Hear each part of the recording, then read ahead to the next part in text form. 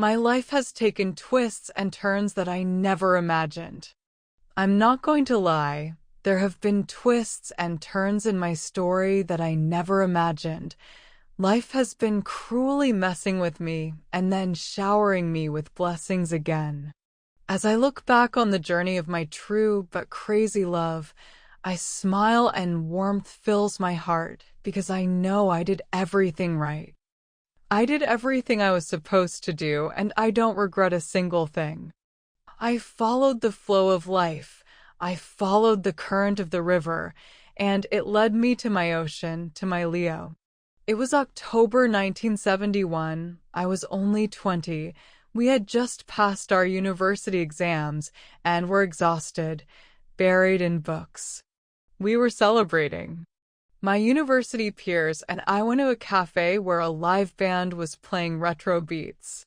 Young, open-minded, joyful, and adventurous, we laughed at silliness and danced until our feet could no longer carry us. Just as we were leaving a busy cafe, I was stopped by a gentleman in a fedora and long coat. He was older, it seemed, by at least 10 years. He had a serious expression on his face, and he asked me my name. My friends pulled me toward the exit, but the man caught my curious gaze, and I lingered. He said he'd noticed me in the cafe, and he'd been drawn to talk to me. He mumbled that he wanted to get to know me better, but realized we didn't have much time and that I had to go get my friends.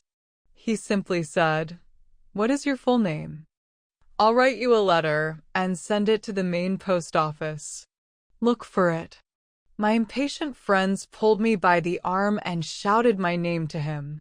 As I disappeared into the noisy street, the gentleman half waved at me, half smiled. You can probably guess what happened next. A month later, I visited the post office, where a letter from Leo was waiting for me. He told me a little about himself and asked me to write back. He was living in a small country at the time. He wanted to keep in touch in this way and hoped to meet soon. It was a simple and direct approach.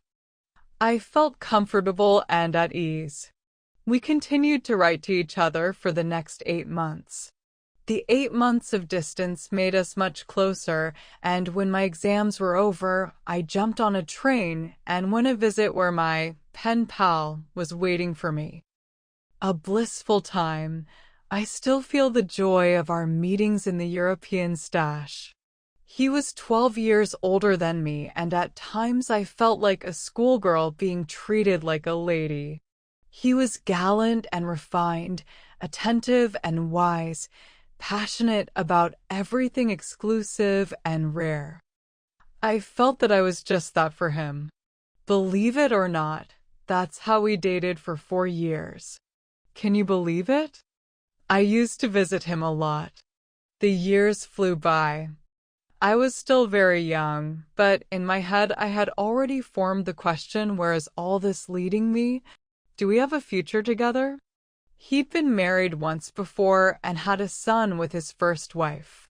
Things didn't work out between them, and they separated a long time ago, even before he met me.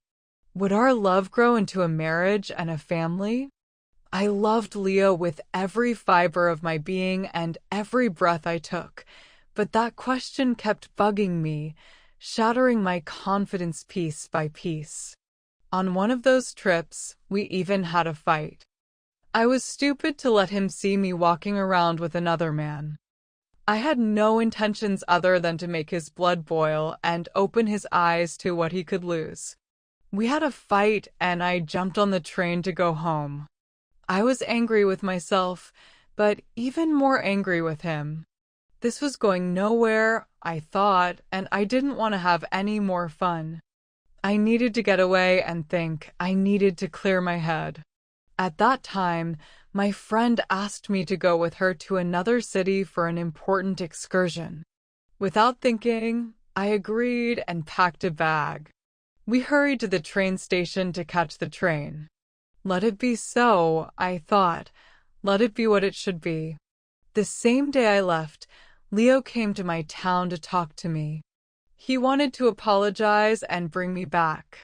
He rang the doorbell at my house, and my mom quickly told him that I was away on vacation and would be back in a few weeks. He had only missed me by 30 minutes. No need to rush. Let her rest, he thought. I have time. At that moment, my fate changed its course. It took me in the opposite direction. It was cruel to be kind. During a vacation, I met a guy. My age, my energy, similar circumstances. We started dating. Everything was going so smoothly, I didn't have time to think about it. I loved everything about him. 3 months later, we got married. My mom didn't tell me about Leo's visit and his intentions until a few months after we were married. Mom was only trying to help. She only wanted me to be happy. For all her great love and concern for me, Mom, like all of us, lacked the ability to see the big picture. And seeing the big picture was impossible. I agreed with her, and to this day I am sure that she did the right thing. My new husband and I had a son. Our lives were different, and we only occasionally contacted Leo on the occasion of his birthday to congratulate him, nothing more. In 8 years, we wrote to each other exactly 3 times. I forbade myself to think about my love for this man. I suppressed the beautiful memories of our common love. I silenced my heart for the sake of my family. In 1983, my husband passed away. Our normal and domestic life was over in an instant. I slowly began to make sense of it all, and finally all my thoughts turned to Leo. I had to reach out to him. I had to see him, regardless of the fact that after our last meeting he could have been happily married and had a bunch of kids. And I did it, I dared. I booked a plane ticket to his city. I found him. Upon arrival, I met a fragile and unrecognizable version of the Leo the first used to know. Back then, even after our breakup, he had been diagnosed with a stomach ulcer after a radiation incident. Turns out he spent a year in the hospital fighting for his life. The day he held me in his arms, he told me that every day of his hospital stay, he hoped the door would open and I would walk in, out of nowhere, unannounced, like a magic breeze. He loved me. That hope kept him alive and fighting. That same year we were married, and I vowed never to leave him again. I kept my promise and remained faithful to him through the best of times and the worst of times. A few months after we were married, I became pregnant, and when I told him the good news, he was angry and devastated for some reason.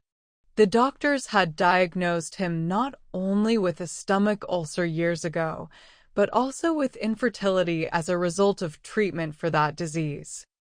He refused to believe it was his child, and quite reasonably so. It took months of coaxing and pleading for him to believe he was the father. Eventually, he gave in. When our baby girl was born, he cried like a baby, unable to believe the miracle he had been blessed with. This was truly his daughter, the apple of his eye, his new life and new beginning, our girl. I wish I could end this story, but alas, his disease returned 10 years later and began to take years off his life faster than any healthy person. 17 years of our marriage, with many joys and countless fights, struggling to provide for our family and maintain the emotional well-being of our children. He fought hard against his illness, but in the end he had to give up. He was gone. Our story doesn't end here. It lives on through our children and through the love for Leo that we cherish in our hearts. He is My Ocean. Even if you run away from love, it will find you no matter what paths you take in life. Whether you take the long way or the short way, true love will only shine with time. What you may feel for someone now may be important, but the golden shine will only appear when you go through trials and tests and you win, but win what is rightfully yours to begin with. There must be kindness and respect for each other in a couple. When you close your eyes at the end of the day, ask yourself if I was kind, if I showed respect to my other half. Because in the end, you can only be true to yourself. Yes, and wisdom doesn't come in a day. One thing I've learned about love: when you feel love, it goes deep into your bones. Anger, disappointment in your significant other can mislead you or weaken you, but if your heart is still whispering love to you, listen to it. The heart is always right. The brain is always rational. The choice is ours. Wishing you true love.